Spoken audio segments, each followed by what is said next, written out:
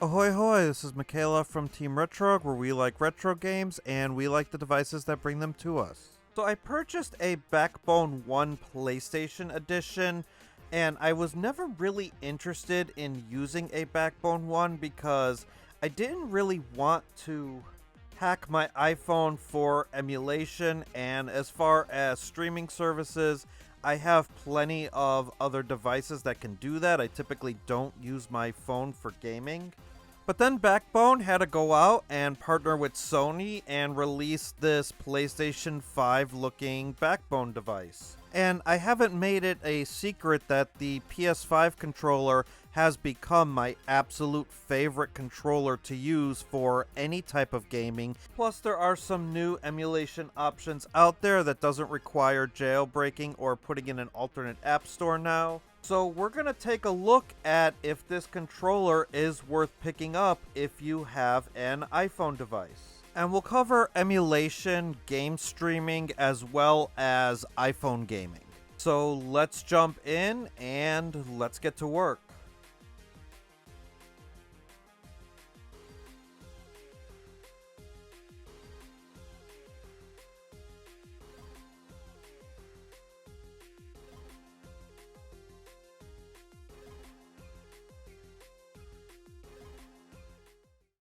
Alright, quick disclaimer here. This device was purchased with my own money, and all my opinions are my own.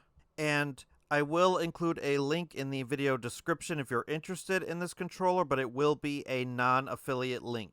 So with that out of the way, let's take a look at this device with the iPhone 13 adapter. Now, the original version of the Backbone did not come with this adapter piece, but the PlayStation version has it right out of the box. And first impressions are it does feel sturdy and good in the hand, but it doesn't feel anything like a PlayStation controller. If anything, it feels like a pair of Joy-Cons. However, I do appreciate the attention to detail that they have implemented as far as going out of their way to make this look like a PS5 controller. I believe that Backbone did partner with Sony, and you could see the resemblance in the buttons and the D-pad. Now, I do kind of wish the D-pad was more like the PlayStation 5 controller and less like an NES controller, but that is a me problem. And ultimately not a deal breaker. You have a lightning connection on the right of the controller, as well as dedicated start and select buttons, as well as a screen cap button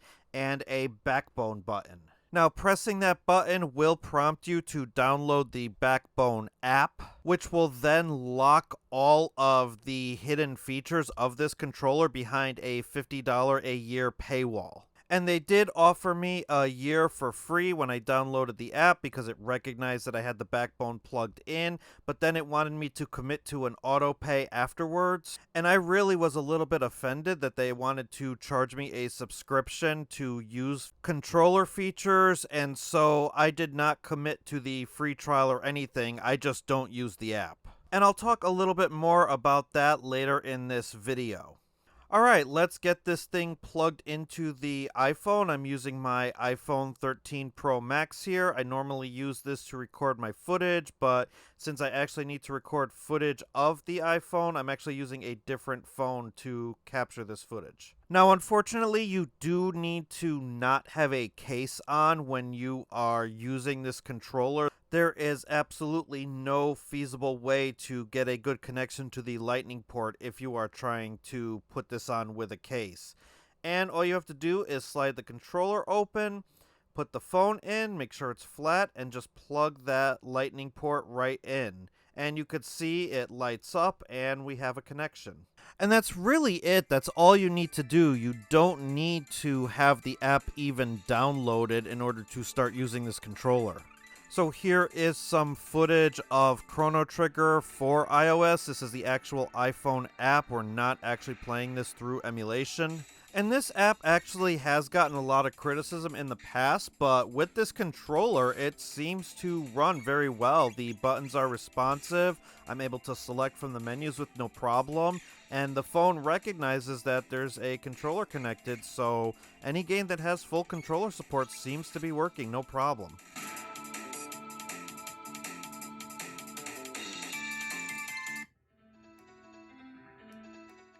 Genshin Impact also has native controller support for the iOS version. You just have to go into the settings and change the input type to controller. And then from there, you should be good to go, given that this is a game that is only on PlayStation and PC. It only seems appropriate to be playing it with a controller that looks like a PlayStation 5 controller.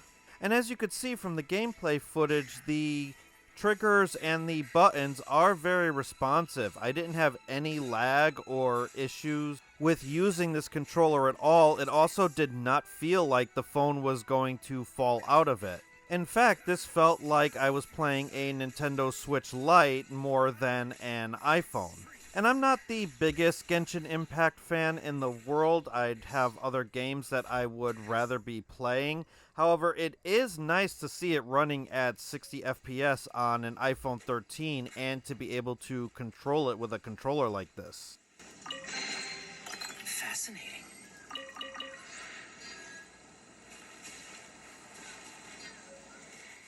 Now let's tap into the Apple Arcade library, and here's an interesting little game called Oddmar, and this functions very well with this controller. Oddmar is a side-scrolling Viking platformer game where you actually use mushrooms to jump, and I think that one little fact is what makes this game so charming to me, and this is not something that I would even consider playing on my iPhone, but this controller has kind of changed my mind on whether I want to actually make my way through this game or not.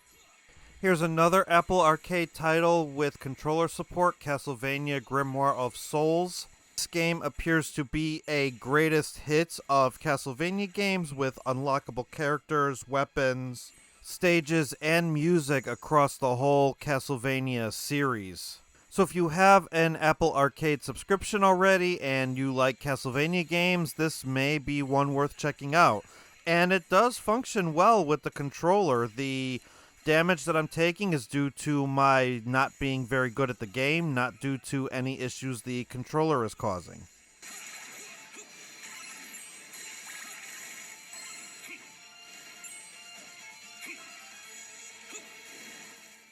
And we have one more native iOS game with controller support, and that would be Stardew Valley. Again, no issues here. The controller operated just fine.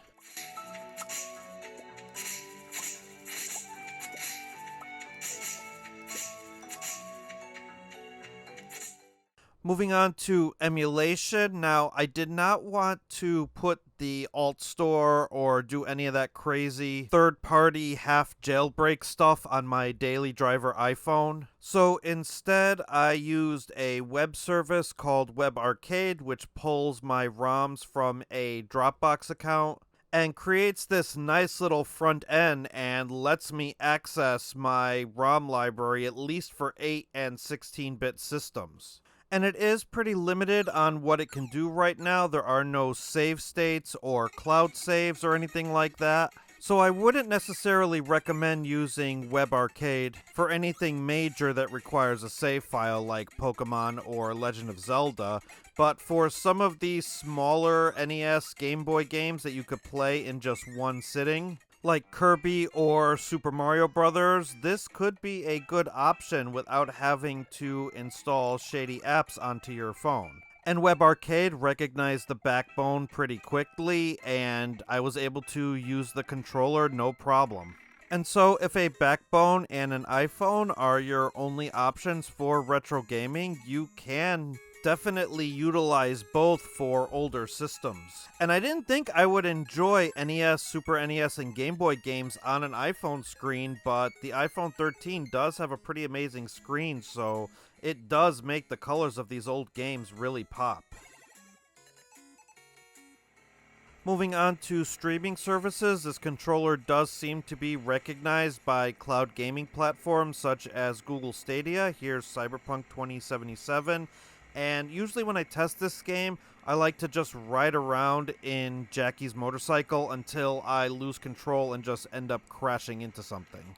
Which I do right here, right on schedule, and I even put some cracks in the wall. Next, I tried out some remote play through Steam Link, and I can't just connect to my PC like every other YouTuber out there. Nope, I need to remote play right into the Steam Deck. We need to use a portable device to remotely connect to another portable device. And even though it did say I had a slow connection with the Steam Deck in the same room, I was able to stream something like Celeste, and I was able to play it on the Backbone 1. Now that didn't make it any easier for me to play Celeste. I'm still absolutely horrible at this game, but I keep trying. Maybe one day I'll get that strawberry. Maybe.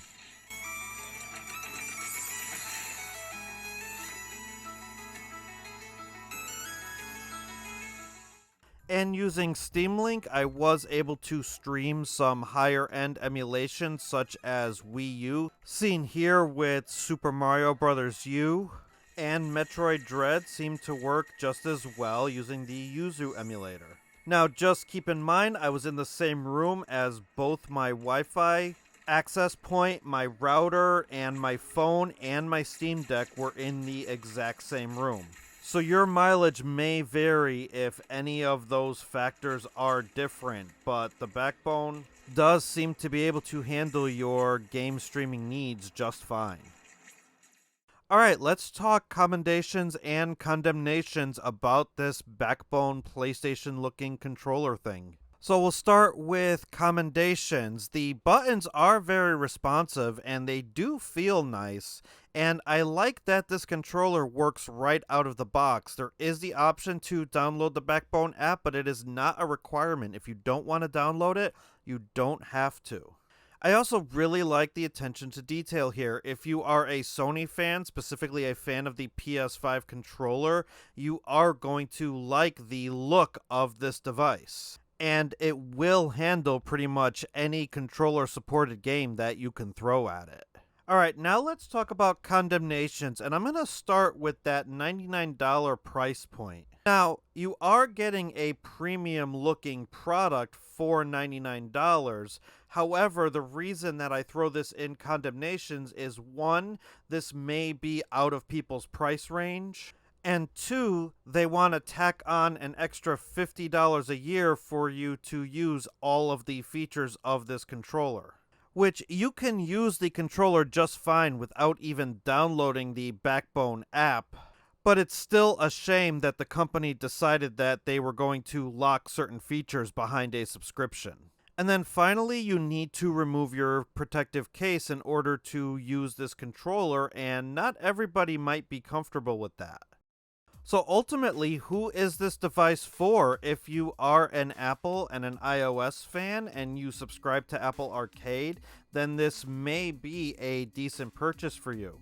Also, if you are strictly a PlayStation fan and you maybe subscribe to the new PlayStation Plus service, or you just want to do remote play from your couch or another room in your house while the TV your PlayStation is hooked up to is in use, then yeah, this is probably a decent purchase for you. However, if you have a device that can do those things already, or you're not comfortable taking your case off of your iPhone, then this may not be worth the $100 price tag. But let me know what you think in the comments below. Do you have one of these and do you love it, or do you prefer a dedicated gaming handheld? But that'll do it for this video. Thank you so much for watching, and please feel free to continue the conversation in the Budget Aquaman Discord. Link will be in the video description. Again, thank you for watching, and if this video was helpful to you in any way, please be sure to like and subscribe. Until next time, bye for now, and don't stop believing.